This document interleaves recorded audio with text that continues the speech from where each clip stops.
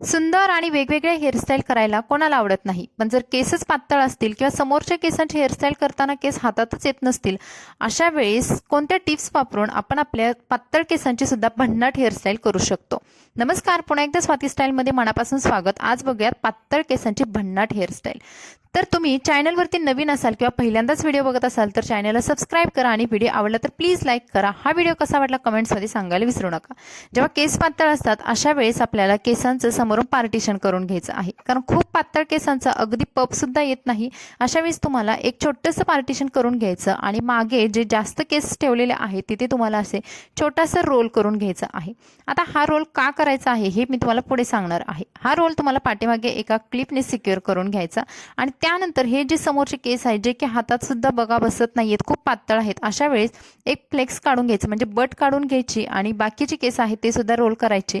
आता जर तुम्ही असे डबल रोल केले तर तुमचे केस हे पातळ आहेत समोरून हे दिसत नाहीत, कारण समोरचा जरी रोल पातळ आला तरी मागचा रोल हा मोठा आणि फुगीर बनल्यामुळे समोरचा पातळ रोल सुद्धा झाकून जातो आणि आपले केस दाट आहेत हा लुक येतो.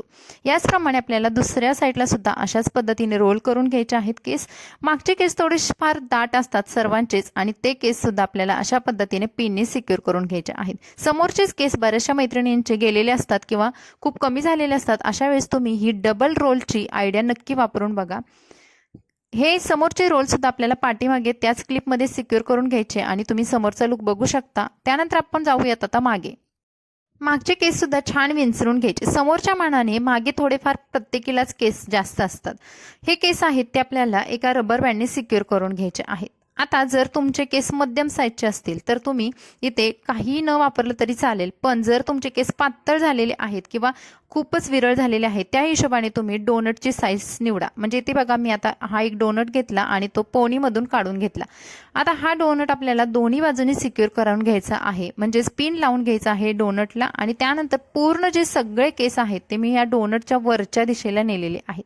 बघा वरच्या दिशेला नेल्यानंतर तो भाग तसाच ठेवून आपल्याला दुसऱ्या एका रबर बँडने हा डोनट आणि वरचे जे केस आहेत ते सिक्युअर करायचे आहेत, म्हणजेच तिथे रबर बँड लावून घ्यायचा आहे. वरती आता जे केस आहेत ते असे दोन्ही बाजूला येतात किंवा आपण दोन्ही बाजूला ते केस घ्यायचे आहेत.